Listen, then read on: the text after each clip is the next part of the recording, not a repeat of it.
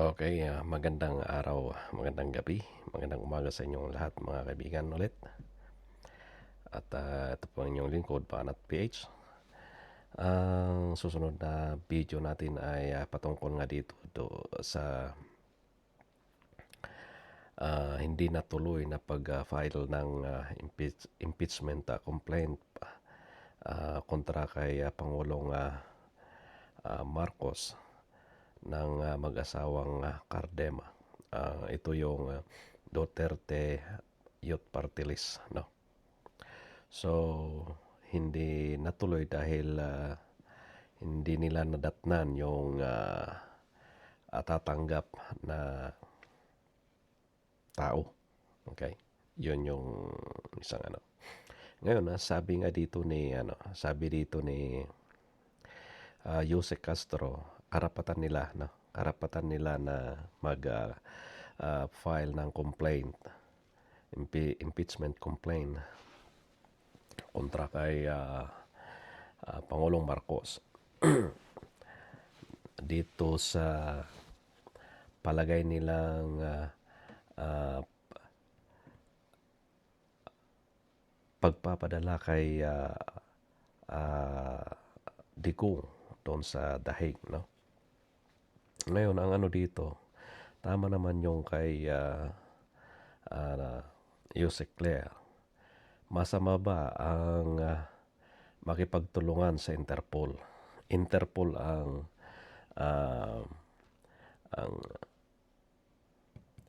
doon sila nakipagtulungan, ano? Hindi doon sa ICC. Isa pa. Ito sa akin lang to, ano. Ang tanong ko lang, kung halimbawa ma-impeach si President Marcos, sa tingin nyo ba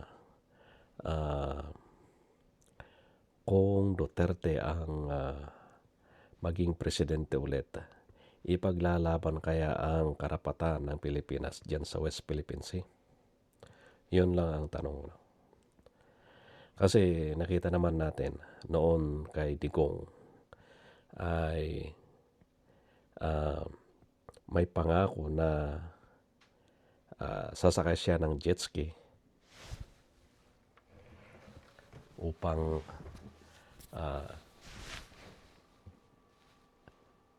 ipaglaban yung karapatan ng Pilipinas dyan sa West Philippine Sea.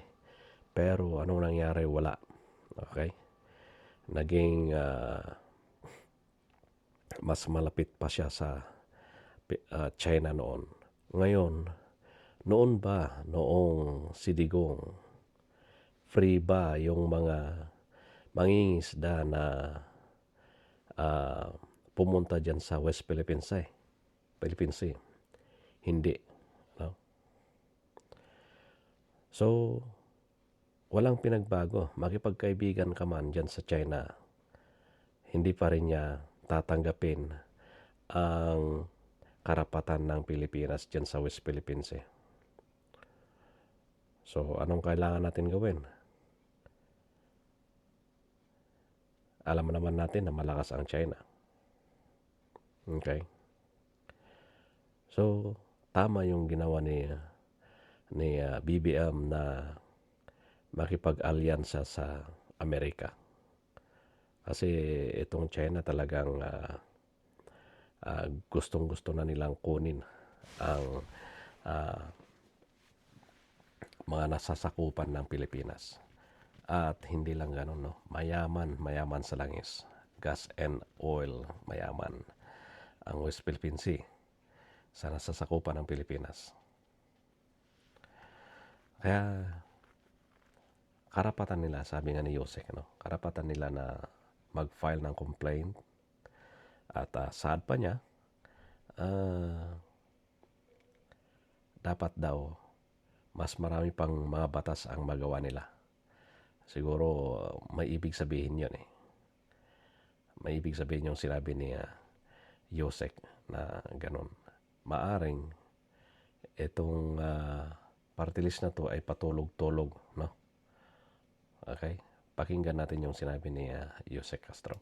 Karapatan po nila kung nais po nila magsampa, pero inuulit po natin, ang complaint na to ay sa ating pagtingin ay walang pinanghuhugutan. Uulitin ulit natin, ang Pangulo at ang administrasyon ay gumaganap lamang ng kanilang katungkulan at ang batas ay pinapairal, pati na po ang kanilang commitment sa Interpol. Okay. Ang batas ay umiiral. Hindi katulad noon si Digong na walang umiiral na batas. Dahil kung adik ka daw, magtago ka na kasi patay ka. Okay? Kung mayroon mang sariling interes patungkol dito, na naisim pa ba nila na hindi sundin ang batas, hindi ipagpatuloy ang commitment or talikuran ng commitment sa Interpol para sa mga taong inaakusahan ng crimes against humanity. Po sa ginagawa po ng Duterte Youth Party List patungkol po dito, mas maganda rin po bilang mambabatas, makagawa sila ng mas maraming batas. Okay, di ba? Mas maganda po bilang mambabatas, mas maganda kung gumawa sila pa ng maraming batas. Okay. Gumawa kayo ng maraming batas. Maaring siguro patulog-tulog lang to eh. Kasi Youth Party List. Hindi natin alam. No. Okay. Maliwanag po yun. Nakipagtulungan sila sa Interpol. At dahil yun ang naaayon sa batas. Okay? So, yun. Ngayon, kung gusto magreklamo doon na sa ICC, yun lang yun. Dahil wala nang wala nang magagawa pa ang Pilipinas kasi nandun na sa dahig si Digong. Okay? So, ano man ang mangyayari, titignan na lang natin. Kasi puro politika na lang yung no? Ito lang sa akin, hindi ko nakakalimutan din. Election pa lang noon, kasalukuyang rarally sila BBM, ngayon presidente na, si Digong noon, walang humpay na sinasabing adik, weak president. Ngayon, ipinakita yung tigas. Marami naman. Kaya, minsan, huwag mo akusahan ng tao. Huwag mong maliitin ang tao kasi mali yan. Mabait man ang tao, hindi mo alam. Okay, mabait kung mabait, pero hindi mo alam ang nasa kanyang loob. Kaya huwag mong abusuhin. No? Huwag maging abuso sa mga bagay na napahiram sa'yo. O ikaw man ay tanyag o malakas sa gobyerno, yung mga iba dyan huwag abusuhin. Si Digong noon, hindi na nga presidente, panay pa rin ang banat. Kung tumahimik na lang sana, hindi siya nakarating doon sa daig. At saka rito, tapos na siya na presidente. At si Bongbong, si PBBM, ibinoto ng maraming tao para siya ang susunod na presidente. Anong ginawa nila? Gusto nilang maalis sa pwesto at si Sara ang magiging presidente. Ano yun? Huwag maging gahaman, no?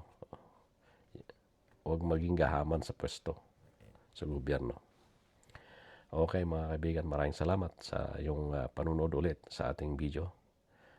And God bless.